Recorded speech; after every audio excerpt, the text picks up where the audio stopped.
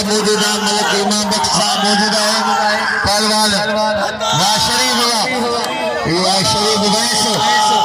वाह शरीफ सत मुकाबला है हल ही थक दींदो अमल लगे बस हल वाह वाह वाह वाह वाह मरियो जमाली बुढ़ी पियो है शरीफ मजारी पहलवान अब्दुल खालिक पंजाबी अब्दुल हफीज कमर साहब गदा जमादार है मल एसोसिएशन जो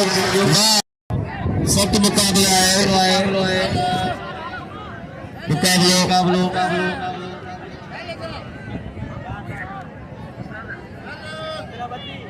सख्त मुकाबला है पहलवान वाह जारी जा रखेंगे तो इंशाल्लाह आइंदा भी यहाँ बहुत अच्छे प्रोग्राम होंगे। पहलवान मीर हसन सोलंकी साहब अचे मलिक इमाम बख्श साहब का इनाम हासिल करे अदा मलन जो नुमाइंदो मीर हसन सोलंकी मलाखरा टीवी पहलवान रज़ाक शीदी पहलवान अली गुल माछी रज़ाक शीदी सख्त मुकाबला है शीदी घुमाए दो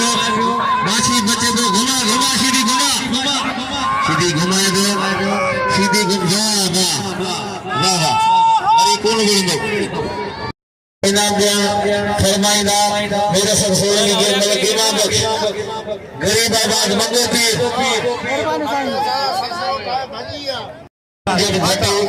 यूसुफ शीदी पहलवान इरफान मुल्ला